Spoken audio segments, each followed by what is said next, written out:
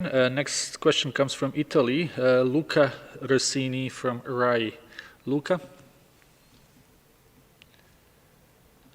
Luca? Hello, can you hear me? Yes, please go ahead.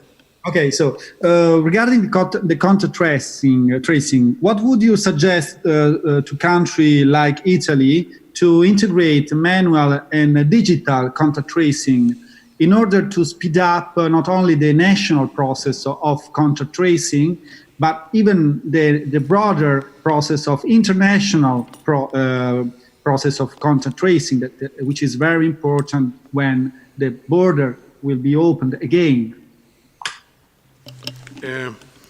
Thank you, and I think this is a challenge that's facing many countries right now, so I won't answer it in the specific context of Italy.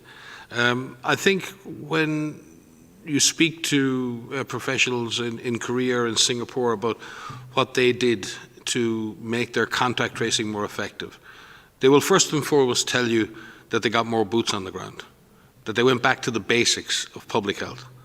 Finding cases at community level, community-based surveillance, putting more surveillance officers out there, following up with people, making the phone calls, knocking on people's doors, finding out who could have been exposed, and ensuring that those who are suspected are tested and isolated, and then ensure that those who are in contact are given that information so they can protect themselves and their families, and are offered either home quarantine or quarantine in a third place. And this has all been aimed at breaking the chains of transmission. If someone who is infected has no further contact with other people other than protected health workers, their chances of passing on the disease are minimized. If a contact who is developing disease is aware of that and reports symptoms immediately, the chances of them infecting someone else decreases very, very importantly. And this is all going to that number that everyone talks about, the R number or the R naught, the capacity of one individual to infect any other individual. Contact tracing and case finding is not about surveillance or interrupting people's lives. It's about trying to identify those individuals who are sick and in trying to ensure that those sick individuals are tested and cared for, and that anyone who is in contact with them is monitored and then subsequently tested and cared for if needed. In doing that, we reduce their role in spreading the disease to others. That is essentially a human process, and it needs to have a human face because these are difficult times for cases and for contacts. What has emerged, and what WHO, for example, for a number of years has been working on a system called GoData, which is an integrated information system which is app-based, which allows public health authorities to integrate all of the different data, the case data, the contact data, the laboratory data. And we've rolled that out to a number of countries over the last number of months and with increasing frequency now during COVID-19, and are willing to offer that to any country that wishes to implement it. The addition of apps that people themselves can have on their telephones that will give them information on their disease status or notify them if they've been in contact with an individual that is infected can obviously enhance the effectiveness of contact tracing and surveillance. And we've seen various examples of that emerge around the world and be put to use.